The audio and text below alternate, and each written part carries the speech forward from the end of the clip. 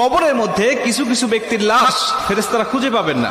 ফেরেশতারা কবরে আসবেন, আসার পরে দেখবেন যে কিছুক্ষণ আগে যে মাইয়াতকে দাফন করা হলো সে মাইয়াতের লাশ কবরের মধ্যে খুঁজে পাচ্ছেন না। আল্লাহ রাসূল সাল্লাল্লাহু আলাইহি সাল্লাম বলেন, বুখারীর বর্ণনায় আসছে যে মাইয়াতকে যখন দাফন করে আত্মীয় স্বজনরা চলে যায়, 40 কদম দূরে যাওয়ার পরেই তার কবরে ফেরেশতার আগমন হয়। দুইজন ফেরেশতা তার কবরে আসে। বুখারীর এক বর্ণনায় আসছে, আল্লাহ রাসূল সাল্লাল্লাহু আলাইহি সাল্লাম বলেন, আব্দু ইদা বুদিয়া ফি কবরিহি, যখন কোন বান্দাকে কবরের জগতে রাখা হয় তখন ওই বান্দাকে কবরে রেখে তার আত্মীয় স্বজন পাড়া প্রতিবেশীরা যখন চলে যায়, জুতার আওয়াজ এখনো শোনা যাচ্ছে কবর থেকে, তখনও ওই ফেরেশতারা তার কবরের মধ্যে উপস্থিত হয়ে যায়। ঠিক তখনই যখন কবরের মধ্যে ফেরেশতারা উপস্থিত হয়ে যায়, উপস্থিত হওয়ার পরে কিছু কিছু কবরে এসে দেখবেন যে কবরের মধ্যে লাশ খুঁজে পাওয়া যাচ্ছে না। ফেরেশতারা ডাক দিয়ে বলবেন, কি ব্যাপার? কিছুক্ষণ আগে একজন ব্যক্তির লাশ রাখা হলো, লাশটা গেল কোথায়? তারা তাকিয়ে দেখে যে বিশাল আকৃতির একটা পাখি কবরের মধ্যে শুয়ে আছে বা দাঁড়িয়ে আছে বা বসে আছে।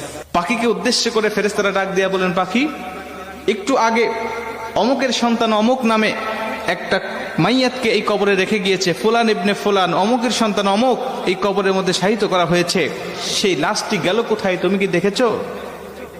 পাখিটি ডাক দিয়ে বলবেন, হ্যাঁ আমি দেখেছি। কোথায়?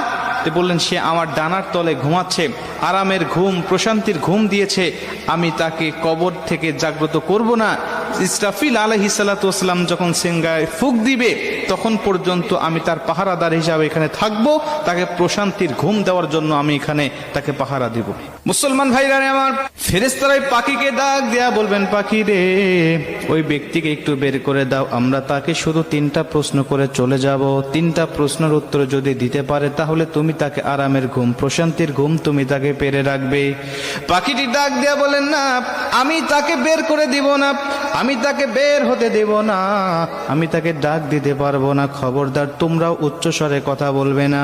বান্দা বড় ক্লান্ত শ্রান্ত শরীর নিয়ে, দেহ নিয়ে দুনিয়াতে আল্লাহর ইবাদত বন্দেগী করে এসেছে, আমি তাকে প্রশান্তির ঘুম পাড়িয়েছি, এই ঘুম থেকে আমি তাকে জাগনা করতে পারবো না।